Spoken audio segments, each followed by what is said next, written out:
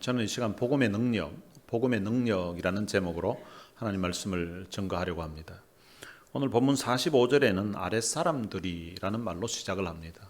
여기 나오는 아랫사람들은 성전에서 경비하는 일을 하는 성전 경비병들입니다. 이 아랫사람들이 대제사장들과 바리새인들에게로 왔다고 합니다. 이 대제사장들과 바리새인들이 성전 아랫 사람들이 자기에게 왔을 때에 어찌하여 잡아오지 아니하였느냐라고 물었습니다. 오늘 본문 앞부분에 보면 대제사장들과 바리새인들이 예수를 잡아오라고 아랫 사람들을 보냈다는 내용이 기록되어 있습니다. 대제사장들과 바리새인들이 예수를 잡아오라고 이 아랫 사람들을 보냈는데 이들이 예수를 잡아오지 않고 그냥 돌아온 것입니다. 그렇다면 왜 대제사장들과 바리새인들이 예수를 잡아오라고 하였는지 그것이 이제 궁금한데 앞부분 32절에 보면 이렇게 기록되어 있습니다. 예수에 대하여 무리가 수근거리는 것이 바리새인들에게 들렸기 때문이라고 기록하고 있습니다. 그러면 무리가 예수에 대하여서 무엇이라고 수근거렸길래 대제사장들과 바리새인들이 예수를 잡아오라고 이 아랫사람들에게 시켰을까? 무리가 예수에 대해서 수근거린 내용은 오늘 본문 앞부분인 31절에 기록되어 있습니다. 무리 중에 많은 사람이 예수를 믿고 말하되 그리스도께서 오실지라도 그 행하실 표적이 이 사람이 행한 것보다 더 많으랴. 이 무리가 수근거리면서 했던 말의 내용이 무엇인가 하면 예수님이 이 정도로 많은 표적을 보여주셨으면, 이 정도로 많은 기적을 보여주셨으면 이분은 그리스도인 것이 틀림없다라는 말을 한 것입니다. 사람들이 얼마 전까지만 해도 이들이 자기들이 예수를 믿기는 믿는데 예수님이 그리스도인 것 같다고 나름 믿고는 있었지만 그런데 이 유대인들, 그 당시 지도자들 이런 사람들이 두려워서 자기가 예수를 믿는다고 전혀 말도 하지를 못했던 그런 상황이었습니다. 그런데 이제는 많은 사람들이 자기가 예수 믿는다고 예수 그분은 내가 생각하기에 그리스도인 것 같다고 나는 믿기로 그분이 그리스도라고 믿는다고 이 정도 기적을 행하셨으면 그분은 그리스도임이 틀림이 없다고 이때까지 이 정도 이런 기적을 행하신 분이 언제 있었냐고 하면서 이제 자기가 예수 믿는다고 드러내놓고 이야기를 하기를 시작한 것입니다. 사람들이 드러내놓고 나는 예수 믿는다고 이렇게 말을 하니까 이 유대인들이 예수 믿는 사람들을 두려워하기 시작했다는 것입니다.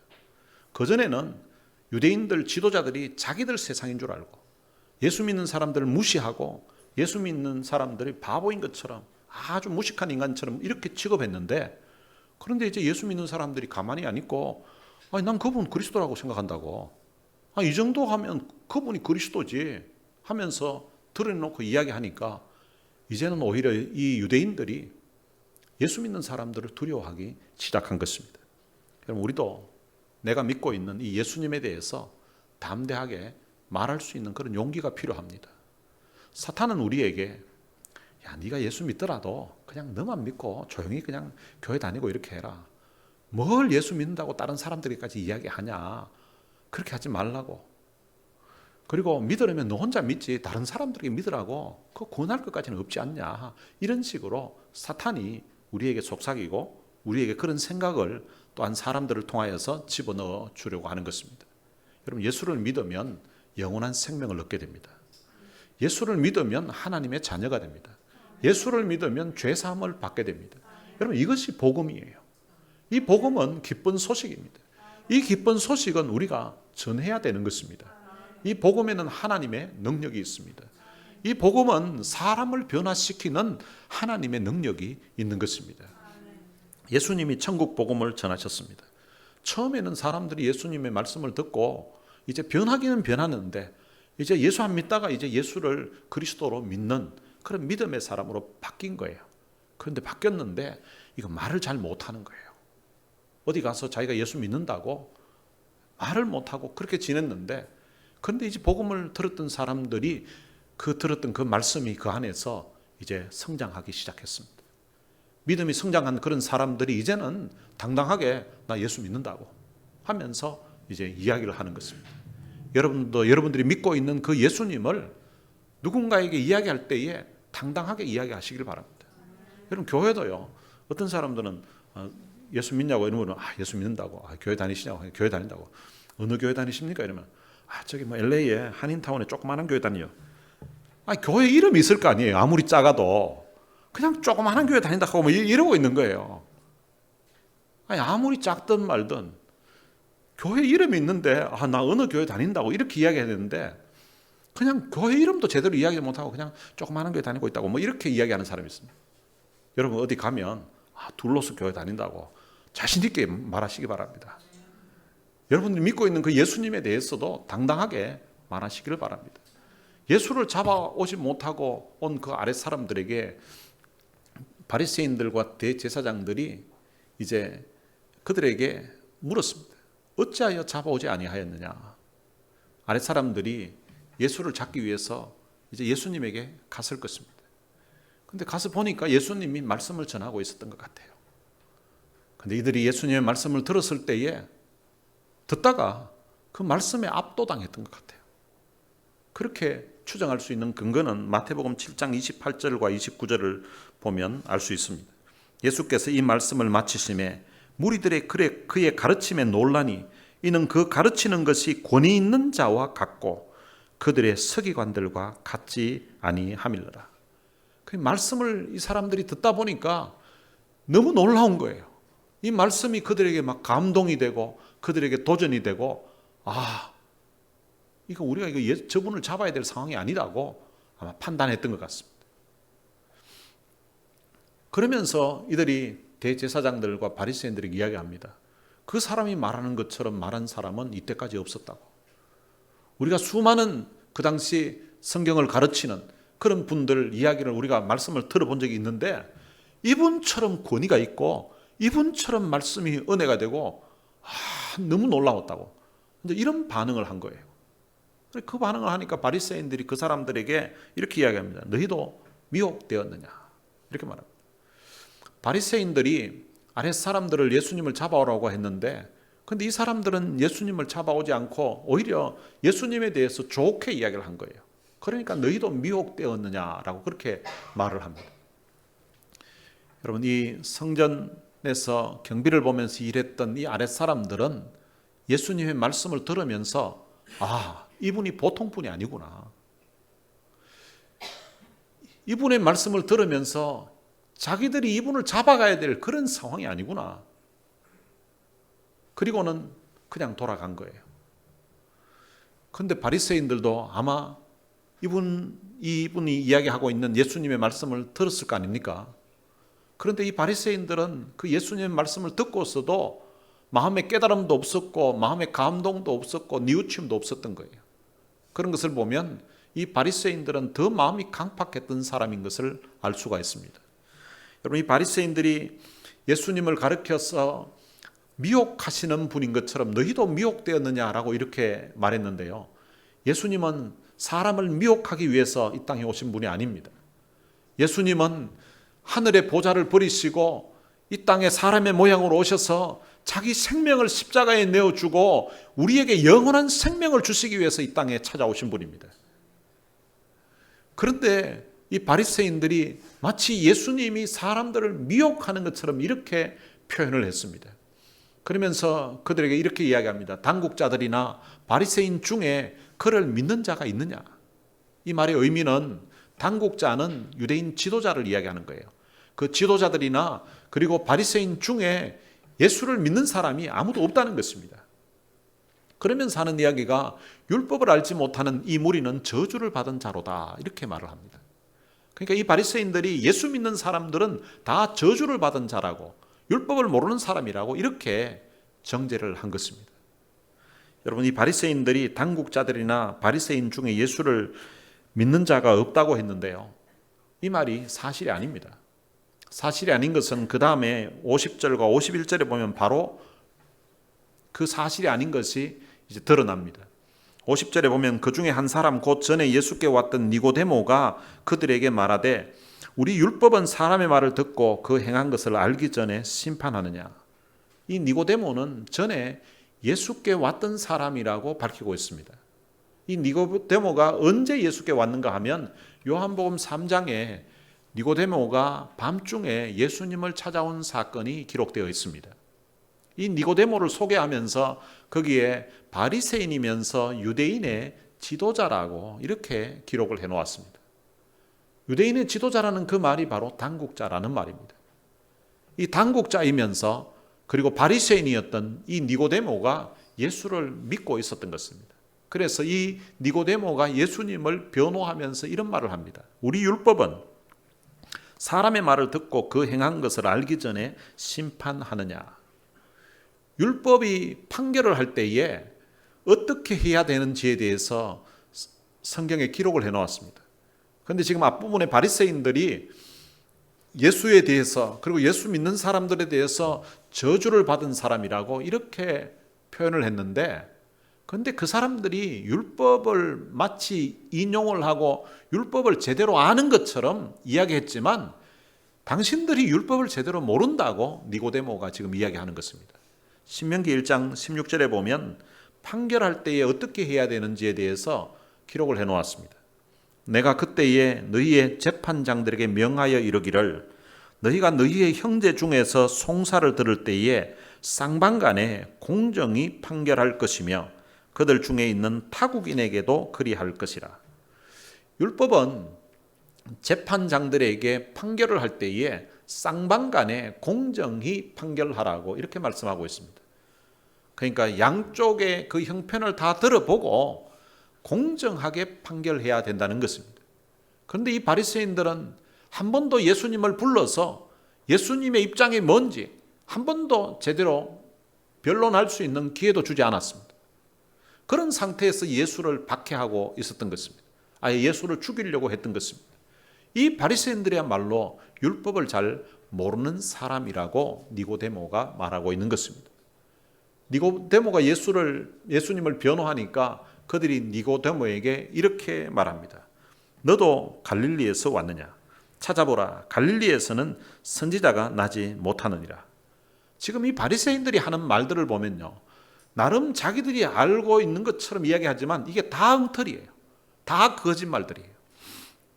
바리새인들이 예수님을 변호하고 있는 니고데모를 아주 업신여긴 태도로 이런 말을 했는데요. 이 바리새인들이 찾아보라. 갈릴리에서는 선지자가 나지 못하느니라 라고 했는데요. 자기들이 이제 구약 성경을 안다는 거죠. 율법을 안다는 거죠. 그래서 이 갈릴리 이 땅은 아주 저주받은 그런 땅이기 때문에 이곳에서는 선지자가 메시아가 날 수가 없다는 것을 이야기했습니다. 그런데 이 이사야서 9장 1절과 2절에 보면 이 갈릴리에 대해서 기록을 해놓았습니다. 전에 고통받던 자들에게는 흑암이 없으리로다. 옛적에는 여호와께서 스불론 땅과 납달리 땅이 멸시를 당하게 하셨더니 후에는 해변길과 요단 저쪽 이방의 갈릴리를 영화롭게 하셨느니라. 그러니까 이 갈릴리가 스불론 땅과 납달리 땅과 같은 수준이었는데, 그런데 아주 흑암이 있었던, 그러니까 저주가 임했던 그런 땅이라는 것입니다. 그런데 그런 땅이 저주받은 그 상태에서 끝난 것이 아니라 이 땅이 이제 굉장히 바뀌었다는 것입니다. 이방의 갈릴리를 하나님이 영화롭게 하셨다는 것입니다. 그래서 어떻게 됐는가 하면 흑암에 행하던 백성이 큰 빛을 보고 사망의 그늘진 땅에 거주하던 자에게 빛이 비치도다. 이제는 옛날의 그 갈릴리가 아니라는 거예요. 한국에 우리 강남 이러면은 거의 뭐 최고 부자 동네로 알고 있었잖아요. 그런데 제가 언제 듣기로는 이 강남이 원래는 그런 동네가 아니었는데, 그런데 이걸 이제 개발을 하고 나서 바뀌었다는 거예요.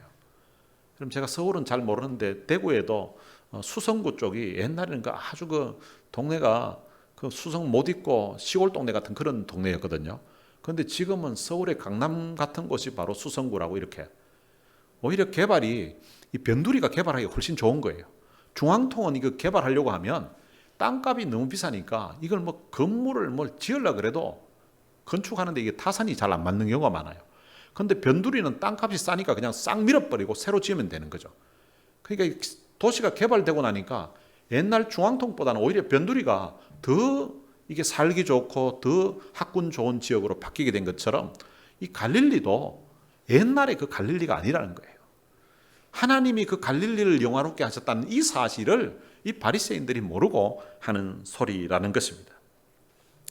모든 바리새인들이 예수를 박해하는 그 상황에서 바리새인 중에서 이 니고데모라는 사람이 예수님을 변론했습니다. 그런데 처음부터 이 니고데모가 예수를 믿은 사람인가 하면 그렇지는 않습니다. 니고데모가 처음 예수님을 찾아왔던 그 밤에 이 사람은 거듭남이 무엇인지도 이해하지 못하는 사람이었습니다. 그래서 사람이 거듭나야 하나님의 나라를 볼 수 있다고 하니까 아니 내가 지금 나이가 많은 이분이 노인이거든요. 나이가 많은데 어떻게 모태에 들어가서 어머니의 태에 들어가서 다시 태어나냐고 이런 이야기를 합니다. 그런 거 보면 참 수준이 이게 좀 형편없는 거죠. 여러분 나이가 많아서 못 들어가는 게 아니라 아기가 태어나기만 해도 어머니 뱃속에 다시 못 들어갑니다. 금방 태어나도 못 들어간다니까요. 이렇게 도무지 거듭나는 것이 무엇인지 이해하지 못하는 이 니고데모에게 예수님이 두 번째 태어나는 것은 성령에 의해서 나는 것이라고 이렇게 이야기하니까 성령이 무엇인지도 잘 모르는 거예요. 그러니까 예수님께서 바람의 예를 들어서 설명을 합니다. 바람이 불면 소리가 나는데 근데 그 바람이 어디서 왔다가 어디로 가는지 알 수 없는 것처럼 성령으로 거듭나는 것도 바로 이와 같다고. 사람이 어찌 느끼고 깨닫고 하는 그런 상황이 아니라 이제 성령에 의해서 이렇게 거듭나는 그런 일이 있다는 것입니다. 근데 그렇게 이야기해도 이 니고데모가 도대체 무슨 말씀을 하시는지 이해를 못합니다. 그러니까 예수님이 다시 이제 모세가 광야에서 놋뱀을 든 것처럼 인자도 들려야 될 것을 이야기를 합니다. 이스라엘 백성들이 광야에서 모세를 원망하다가 이제 불뱀에 의해서 사람들이 물려서 죽어가고 있었습니다. 그때 이제 백성들이 잘못했다고 회개하고 하니까 이 모세가 하나님 앞에 기도를 합니다. 이 백성들 좀 살려달라고. 그랬더니 하나님이 그들이 살 수 있는 길을 마련해 주셨습니다. 그 살 수 있는 길이 무엇인가 하면 놋뱀을 만들어서 장대 위에 달라고 했습니다. 그리고 뱀에 물린 사람들마다 다 저 놋뱀을 쳐다보라는 것입니다. 그러면 놋뱀을 보는 자는 다 낫게 된다고 해서 성경에 보면 놋뱀을 본 자는 다 나았다고 기록되어 있습니다. 마치 모세가 그 놋뱀을 그 광야에서 들었던 것처럼 인자이신 예수님도 바로 들려야 한다고 말씀하셨습니다. 그 말씀은 바로 이 모세가 광야에서 놋뱀을 들었던 것처럼 예수님도 십자가에 못 박혀서 십자가에 들려서 돌아가실 터인데 광야에서 놋뱀을 본 사람들이 다 나았던 것처럼 십자가에 돌아가신 그 예수님을 믿는 사람들은 다 영생을 얻게 된다고 하는 말씀을 전해 주었습니다. 그리고 나서 유명한 그 말씀을 알려주셨습니다. 그게 바로 요한복음 3장 16절이에요. 요한복음 3장 16절은 교회 다니는 사람이면 거의 다 외우는 말씀이죠. 하나님이 세상을 이처럼 사랑하사 독생자를 주셨으니 이는 그를 믿는 자마다 멸망하지 않고 영생을 얻게 하려 하심이니라. 여러분 이 말씀이 성경의 핵심이라고 할 수 있는 이 말씀이 수천 명 수만 명 모아놓고 예수님이 대중 집회하면서 하신 말씀이 아니에요. 밤중에 예수님도 쉬셔야 되는데 찾아왔던 그 노인 한 사람에게 예수님이 그 거듭남에 대해서 성령에 의해서 거듭난다. 그건 마치 바람의 비유를 들면서 그리고 모세가 놋뱀을 들은 것을 비유하면서 이렇게 말씀을 해도 잘 깨닫지 못하고 있을 그때에 하나님이 세상을 이처럼 사랑하사 독생자를 주셨으니 이는 그를 믿는 자마다 멸망하지 않고 영생을 얻게 하려 하심이니라. 밤에 찾아온 그 니고데모에게 예수님이 이 말씀을 해 주신 것입니다. 그리고 나서는 이 니고데모가 아무 반응이 없이 그냥 떠나갔습니다. 그날 예수님 믿게 됐으면 아이고 이제 예수님 믿겠습니다.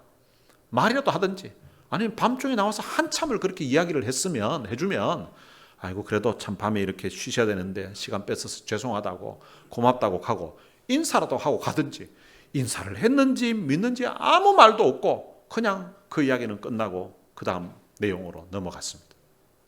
그러다가 이 니고데모가 오늘 본문에 나타나서 예수님을 변호하고 있는 것입니다.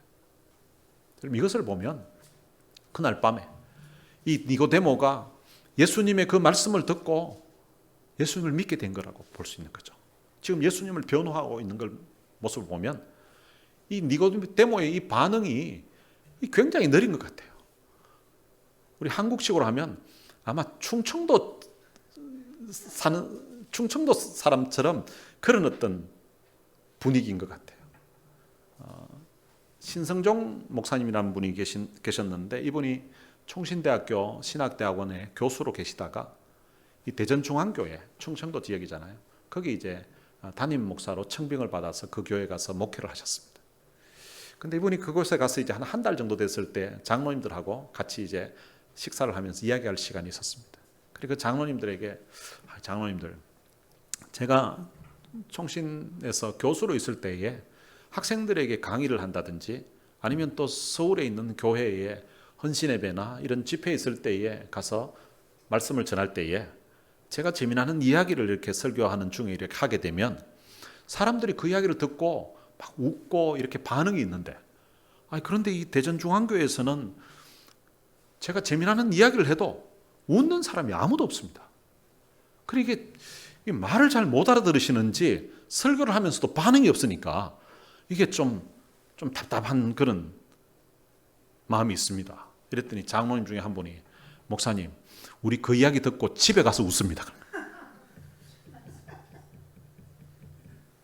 한 1년쯤 됐을 때 다시 이제 장로님들하고 같이 이야기할 시간이 있었는데 장로님들에게, 장로님들, 제가 이제 한 1년 정도 되니까 요즘은 제가 설교 시간에 재미나는 이야기를 하고 이러면은 교인들이 바로바로 웃고 해가지고 설교를 하면서도 아주 막 재미가 있고 설교를 하면서도 힘이 나고 너무 좋습니다. 이랬더니 장로님 중에 한 분이, 목사님, 우리 그 이야기 듣고 웃는 게 아니고 그 전주에 하신 이야기, 그거 생각하면서 웃습니다. 이렇게 하는 거예요. 아마 이 니고데모도 반응이 좀 느리기는 느렸지만 그래도 그 들은 말씀을 생각을 하고 이렇게 믿음으로 반응을 하고 있다는 것입니다. 모든 바리새인들이 다 예수를 박해하는 가운데 있는데, 다 예수를 죽이려고 하고 있는데, 그런데 그 가운데서 자기 혼자 예수에 대해서 변호한다는 것은, 이것은 대단한 용기가 필요한 일입니다.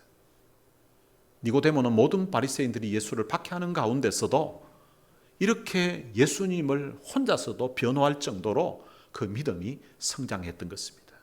복음을 들었을 때에 이 복음이 그 안에서 성장해 갔던 것입니다. 그런데 이 니고데모가 요한복음 마지막 부분에 가면 한 번 더 니고데모의 이름이 나옵니다. 요한복음 19장 39절에 나오는데요, 이렇게 기록되어 있습니다. 일찍이 예수께 밤에 찾아왔던 니고데모도 모략과 침향 섞은 것을 100리트라쯤 가지고 온지라. 예수님이 십자가에 못 박혀 돌아가셨습니다. 그런데 이제 장례를 치러야 되는데 예수님의 제자들은 다 도망가 버렸습니다. 예수님 장례식에 12제자 한 명도 나타나지 않았습니다.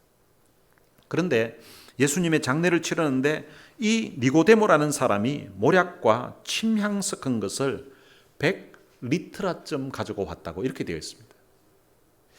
이 리트라는 이 파운드로 바꾸면 100리트라가 어느 정도 되는 거 하면 약 한 75파운드 정도 됩니다. 75파운드 그러면 대략 양이 어느 정도 되는지 알겠죠. 우리 쌀 한 포대가 20파운드 이렇게짜리 팔잖아요. 그거 3포대하고 좀 더 되는 거죠. 그런데 그 당시 이 모략 100리트라 정도 되는 이 가격이 어느 정도 했는가 하면 300데나리온 정도 했습니다.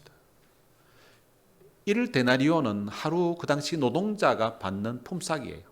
그러니까 300데나리온 정도 하면 300일 동안 한 사람이 1년 동안 일해서 벌은 돈을 모으면 그게 300데나리온. 왜 300데나리온 1년인가 하면 1년 365일인데요. 그중에 안식일을 52일 빼고, 그리고 유대인들의 명절이 있습니다. 축제일을 빼고 이러면은 일할 수 있는 날이 한 300일 정도가 됩니다. 그러니까 요즘식으로 계산하면, 그러니까 300데나리온은 한 사람의 1년 연봉이에요.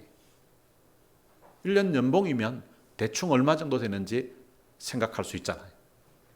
예수님의 장례식 때에 제자들 한 명도 나타나지 않았는데, 그런데 이 니고데모가 자신이 재산 중에 한 사람의 1년치 연봉되는 그 금액을 지불했다는 것은 그만큼 예수님을 사랑했다는 것 말입니다.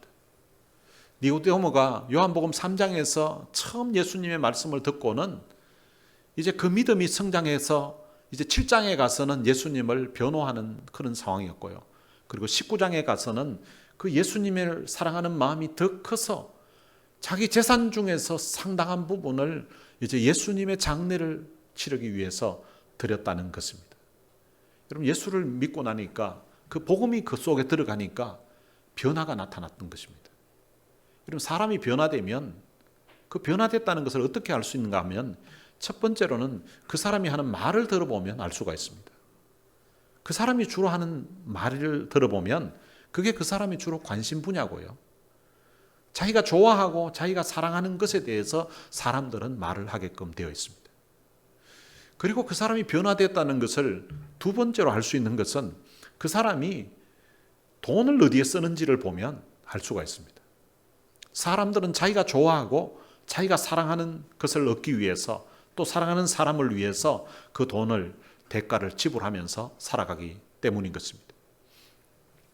사람들은 자기가 좋아하고 자기가 사랑하는 것을 위해서는 그 돈을 쓸 때에 즐거운 마음으로 쓰면서도 기쁨을 누리면서 사용하게 됩니다. 예수님 주변에 있던 사람들이 예수님의 말씀을 듣고 복음을 듣고서 사람들이 변화되기 시작했는데 어떤 변화가 나타나는가 하면 무리들이 자기들이 예수님을 믿고 예수님을 사랑하게 되니까 예수님에 대해서 말을 하게 된 것입니다. 처음에는 예수님에 대해서 말을 못하던 사람들이 믿음이 성장해 가면서 예수님은 그리스도라고 나는 그 예수 믿고 있다고 이렇게 드러내놓고 말을 하기 시작했습니다. 이 니고데모도 첫날 예수님의 말씀을 한참을 밤중에 와서 듣고는 아무 말도 없었고 반응도 없었던 사람인데 비록 좀 느렸을지는 모르지만 7장에 가서는 모든 바리새인들이 다 예수님을 욕하고 있고 예수님을 저주받은 자라고 하고 있고 예수님을 죽이려고 하고 있는 그 상황에서 율법을 덜먹으면서 당신들이 율법을 제대로 아는 것이 아니다 하면서 예수님을 변론하고 있었다는 것입니다. 그런데 그 믿음이 더욱더 성장해 가서 요한복음 19장에 가서는 예수님의 제자들마저 다 떠나가 버리고 장례식에 한 사람도 나타나지 않은 그런 상황임에도 불구하고 이 니고데모가 자신의 자원하여서 한 사람의 1년 연봉에 해당되는 그 금액으로 모략을 준비해서 예수님의 그 장례를 치르게 했다는 것입니다. 여러분, 하나님은 성도들이 하나님께 받은 은혜에 대해서 감사와 감격하는 마음으로 자원하여서 드리는 그런 예물과 그런 헌신을 통하여서 교회를 세우시고 그리고 또한 하나님의 나라를 세워 가시는 것입니다. 여러분, 코로나 기간에 많은 교회들이 교인 숫자가 줄고 그리고 교인 숫자가 적으니까 헌금이 줄고 그래서 렌트를 얻고서 생활하는 교회, 운영하는 교회들은 렌트비를 감당하지 못해서 심지어 문을 닫게 된 그런 교회들도 많이 있었습니다. 그런데 코로나 기간 중에도 우리 교회는 렌트비에 대한 부담이 전혀 없기 때문에 저희 교회는 그 코로나 기간을 지나면서도 큰 어려움 없이 그렇게 지낼 수가 있었습니다. 그렇게 될 수 있었던 것은 바로 이 교회를 위해서 그동안 참 헌신하고 수고했던 그런 분들의 헌신과 수고가 있었기에 가능했던 것입니다. 우리 교회도 개척하고 2006년도까지는 이 렌트를 해서 사용하고 있었습니다. 그런데 이 건물을 렌트해서 사용하고 있었는데 어느 날 와보니까 for sale이라는 사인이 붙은 거예요. 그래서 이게 교회가 이제 팔리고 나면 어디 예배드릴 장소가 필요했기 때문에 제가 그 당시 가디나, 토렌스, 그리고 하버시티, 로미타, 심지어는 팔로스 버디스까지 우리 교회가 렌트해서 예배드릴 수 있는 미국 교회, 그리고 상가 건물, 또 학원 건물 이런 데를 찾아다녔습니다. 한 30곳 정도 찾아다녔는데 렌트할 곳을 찾지를 못했습니다. 그렇게 렌트 때문에 고민하고 있었는데 이갑진 장로님이 저희한테 전화가 왔어요. 목사님, 우리 집에 신방 올 수 있습니까? 하는 거예요. 당연히 갈 수 있죠. 언제 갈까요? 지금 와도 된다는 거예요. 알겠습니다. 지금 가겠습니다. 하고 장로님 집에 갔습니다. 그때는 장로님이 우리 교회 재정이 얼마 있냐고 묻더라고요. 장로님 우리 교회 재정 그 당시 마이너스 5천이었습니다. 마이너스 5천이라고 했습니다. 그래서 사실은 마이너스 5천이 아닌데 이 교회 건물을 동기 목사가 이제 개척을 해가지고 1년을 했는데 교인이 한 명도 안 생긴 거예요. 그래서 이 동기 목사가 이 교회를 이제 리스를 했기 때문에 1년 하고는 이제 더 이상 목회를 못 하겠다고 접었습니다. 근데 저는 그 당시 미국 교회 이제 렌트회가 있었는데 우리 보고 여기 와서 좀 할 수 없냐고. 그러니까 렌트를 서브리스에서 들어올 수 없냐고 물은 거예요. 그래 내가 오겠다고 해서 왔는데 보니까 이 친구가 1년 동안 교회 재정을 따로 했는데요. 교회 재정을 따로 했는데 1년 동안 목회했는데 교인은 한 명도 없고 그런데 이제 문을 닫아야 되는데 재정이 마이너스 8천인 거예요. 그 친구가 너무 참 짠하고 너무 안 된 거예요. 그래서 제가 이야기를 했습니다. 이거 어떻게 돈을 이게 마이너스 8천을 유지하고 있냐고 물으니까 크레딧 카드로 마이너스 8천 밸런스가 있다는 거예요. 내가 미니멈 내가 갚을 테니까 계속 갚아서 이거 갚아줄 테니까 너무 걱정하지 말라고 이거 그냥 카드 없다 생각하고 그냥 빌 날라오면 나인데 보내라고 내가 갚아주겠다고. 그렇게 했는데 한 2달인가 지나고 나니까 이 친구가 그거 한꺼번에 다 갚아줄 수 없냐고 물어요. 그래서 내가 속으로 뭐 그거 조건으로 우리가 이곳에 온 것도 아닌데 아니 어떻게 한꺼번에 또 갚아달라는 거예요. 그래 뭘 비즈니스를 하려고 하는데 이제 필요하다는 거예요. 그래 알겠다고 해서 제 카드로 그 전액을 밸런스 트랜스퍼해서 갚아주다 보니까 마이너스 5천이 있는 거예요. 그래서 장로님 마이너스 5천입니다 했더니 아니, 우리 교회 돈이 좀 있을 줄 알았더니 마이너스입니까 하는 거예요. 네 그렇습니다 했더니 장로님이 이 건물 사자는 거예요. 그래서 장로님 우리 교인들 형편이 넉넉한 분이 아무도 없습니다. 이 건물 이거 우리가 살 형편이 안 됩니다 했더니 장로님이 한국에서 장로로 30년을 섬겼는데 교회 건축을 하고 교회 교육관을 구입하고 주차장을 확보하고 이럴 때에 현금 모아가지고 사고 공사한 적은 한 번도 못 봤다는 거예요. 그러니 건축한다 그러면 교인들이 기도하면서 나름 형편껏 이렇게 작정 헌금 해가지고 그렇게 해서 공사하고 건물 짓고 교육관 짓고 그렇게 다 하는 걸 봤다는 거예요. 그런데 장로로 30년 동안 섬기면서 본 게 그렇게 어려운 가운데서도 헌금을 하고 신앙생활했던 그런 가정들을 하나님이 복을 주시더라는 거예요. 그러니까 목사님 이거 건물 사자는 거예요. 그러면서 장로님이 자기 돈이 1,800불 있는데 근데 그 돈이 어떻게 모은 돈인가 하면 장로님이 이제 이 자전거 타고 그 집 주변을 이렇게 돌아다니면서 이제 쓰레기 비우는 날 있잖아요. 그러면 쓰레기통을 집집마다 앞에 내놓습니다. 그러면 그 쓰레기통을 뒤져가지고 거기 캔 그리고 병 이런 걸 이제 주는 거예요. 그래가지고 모아가지고 그리고 또 이상혁 장로님이 이제 공사를 하시니까 공사하고 나면 이런 창틀이나 이런 데 보면 알루미늄 같은 거 있잖아요. 이런 걸 이제 대충 이래가지고 갖다 놓으면 거기 이제 필요 없는 것들은 제거해내고 알루미늄만 쇠붙이만 이렇게 돈 될 것만 이렇게 모아가지고 그걸 이제 파는 거예요. 그래서 그거 팔아서 장로님 얼마나 생깁니까? 이래 물었더니 많이 벌 때는 한 400불까지 번대요. 한 달에. 적게 벌면 한 200불도 되고 200불에서 400불 사이에 버시는다고 했습니다. 근데 그 돈 가운데 이제 벌면은 11조 내고 또 감사헌금 내고 주일헌금 내고 그리고 그때 당시 선교 헌금으로 100불씩을 하셨어요. 그리고 이제 남은 돈을 가지고 손자 둘이가 거기 집에 같이 사는데 손자 둘이 보고 성경 읽게 하려고 너희들이 성경 한 장 읽으면 할아버지가 1불 주겠다고. 이래가지고 뭐 읽는 거 다 확인할 수는 없고 걔들이 또 정직하게 이야기하니까 할아버지 오늘 2장 읽었어요. 이러면 2불. 할아버지 오늘 5장 읽었으면 5불. 오늘 한 장 읽었어요. 1불. 이런 식으로 이제 돈을 줘서 이제 애들로 하여금 손자들로 하여금 성경 읽게끔 한 거예요. 그리고 남은 돈이 1,800불인데 사실은 이거 죽기 전에 한국 한 번 더 갔다 오려고 그래 모았다는 거예요. 그런데 한국 가는 거 포기하고 아마 우리 권사가 꼬불치는 돈이 있을 거라고. 이 서울 분들 꼬불치놨다 하면 아시는지 모르겠습니다만은 하여튼 우리 권사인데 200불 받아가지고 오는 주일날 2,000불 헌금하겠습니다. 이러는 거예요. 근데 그 이야기를 듣는데 제 마음에 감동이 되는 거예요. 그래서 장로님께 말씀드렸습니다. 장로님, 장로님이 2,000불 헌금하면 저 10,000불 이번 주일날 헌금하겠습니다.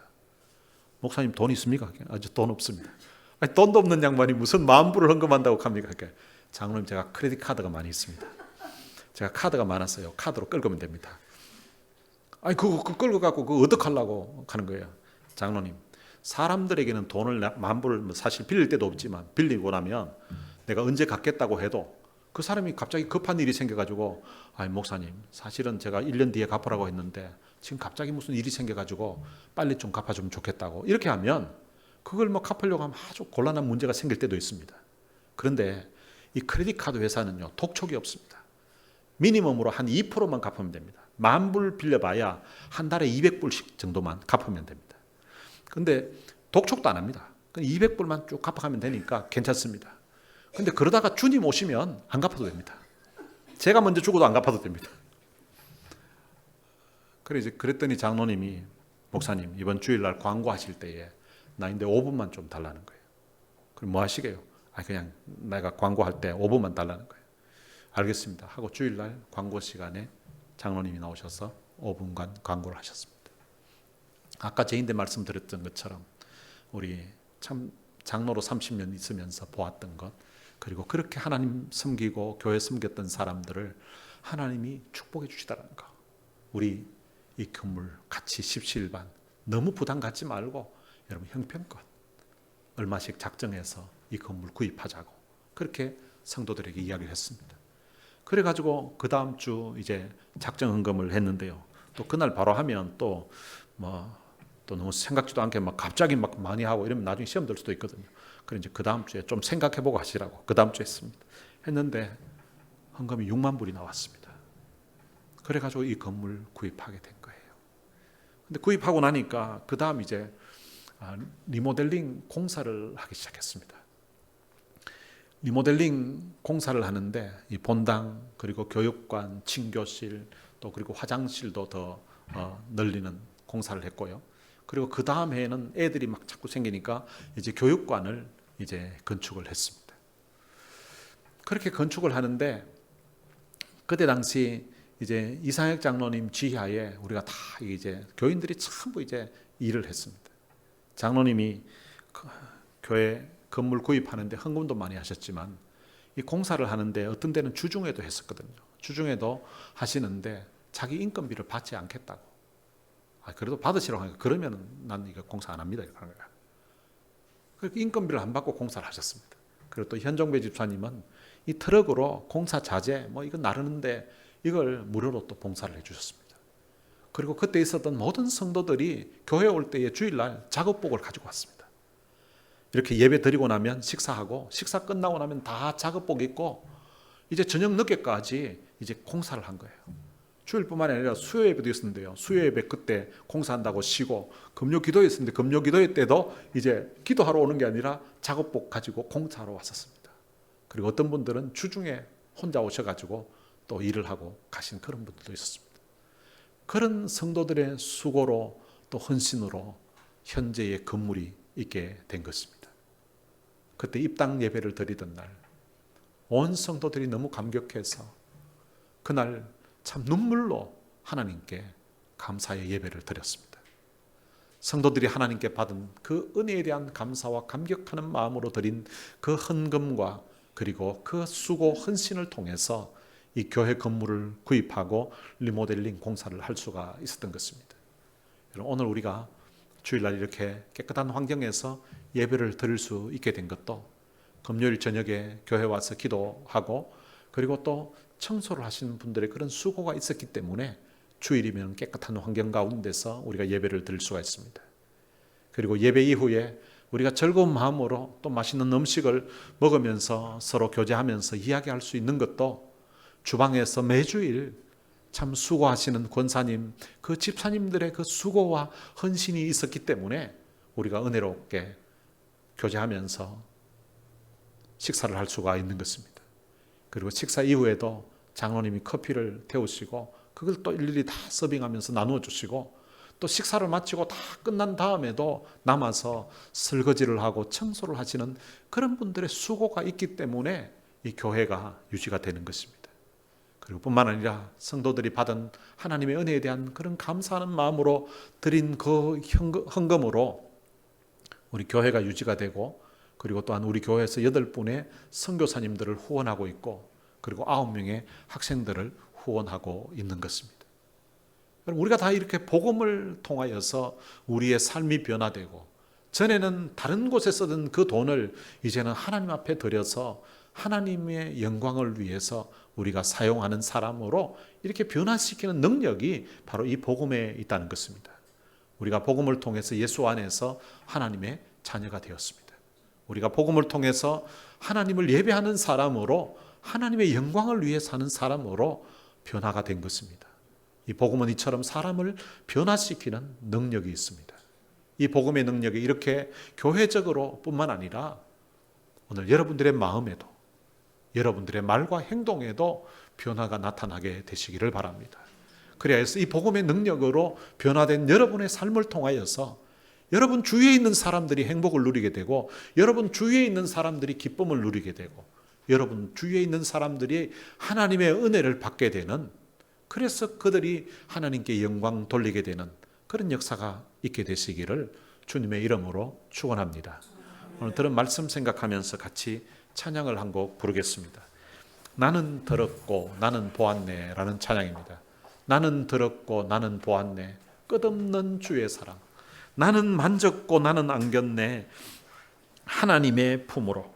주의 참사랑 놀라운 능력 이제 나 받았으니 가서 전하리 빛을 발하리 예수의 이름으로. 들은 말씀 생각하면서 함께 찬양하시겠습니다.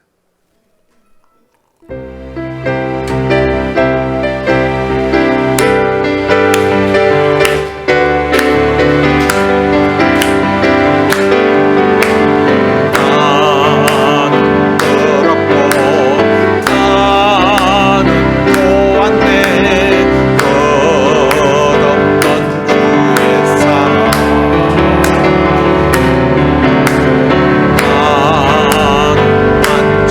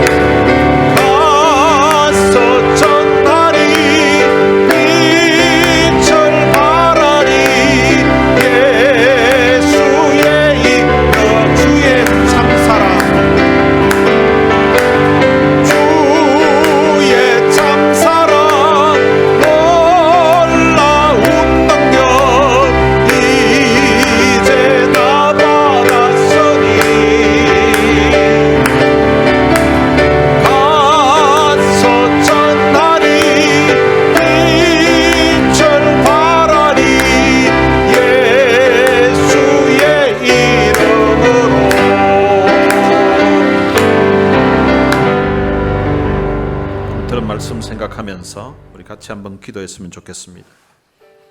우리도 하나님의 복음을 받아들이고 예수 믿고 구원받게 되었는데 이 은혜 너무 감사합니다. 우리가 받은 하나님의 사랑, 이 하나님의 은혜에 감격해서 나도 나가서 이 예수를 안다고, 예수를 믿는다고 이 복음 전하면서 니고데모처럼 주님 뜨겁게 사랑하면서 그렇게 살게 하여 주옵소서. 오늘 들은 말씀 생각하면서 우리 다 같이 통성으로 기도하시겠습니다. 살아계신 아버지 하나님, 은혜를 감사합니다.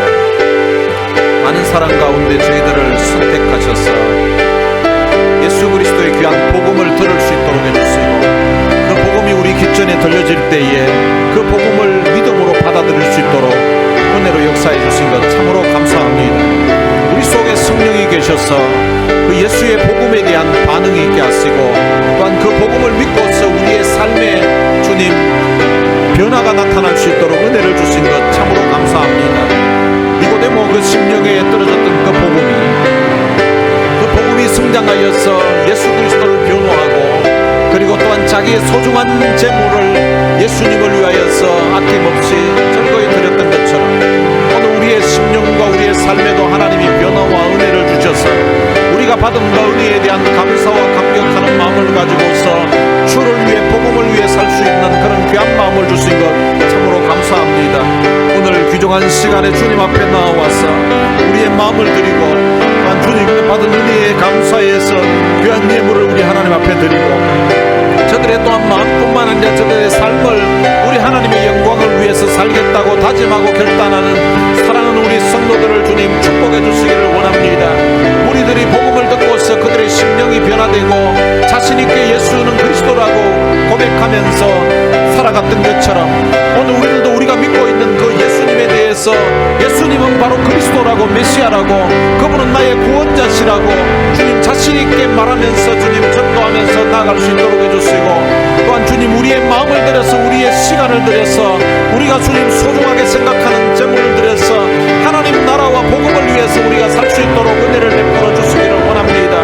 하나님께 받은 바 은혜가 감사해서 오늘도 주님 앞에 나와서 소중한 시간을 우리 하나님 앞에 예배드리면서 지내는 사랑하는 성도들을 주님 축복해 주옵소서.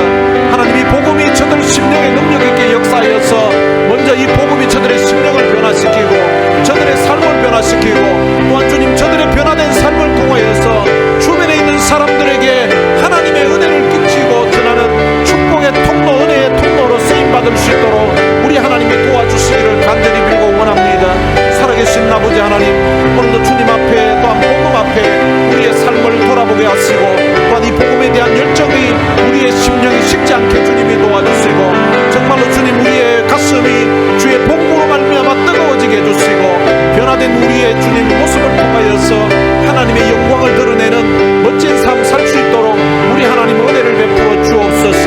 살아계신 아버지 하나님, 그동안 이 교회를 위해서 여러 모양으로 수고하고 헌신했던 귀한 전도사님을 주님 축복해 주시고, 저 부부가 가는 길을 주님이 인도해 주시고 하나님 앞에 귀하게 아름답게 쓰임받는 인생 될 수 있도록 축복해 주옵소서. 살아계신 아버지 하나님, 은혜를 감사합니다. 예수 그리스도의 그 귀한 복음이 우리의 귓전에 들려지게 하시고, 또한 우리의 마음판에 새겨질 수 있도록 은혜를 주신 것 참으로 감사합니다.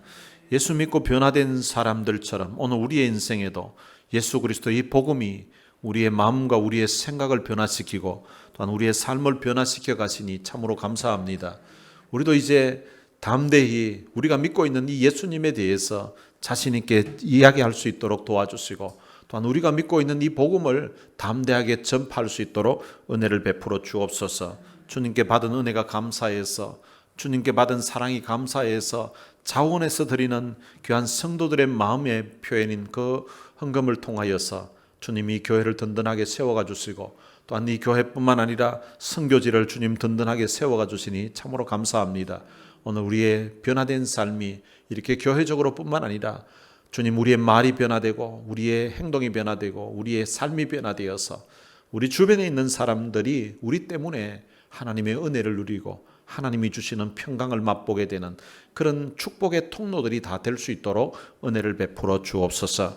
우리 주 예수 그리스도의 은혜와 하나님의 무한하신 사랑과 성령님의 위로교통 충만하심이 복음의 능력을 통하여서 우리가 예수 믿고 변화되게 하시고, 또한 우리의 변화된 삶을 통해서 영광 받을 수 있는 그 하나님 앞에 남은 삶을 헌신하며 영광 돌리며 살 것을 마음에 다짐하는 하나님의 귀한 자녀들 머리 위에 이제로부터 영원토록 함께 있을지어다. 아멘.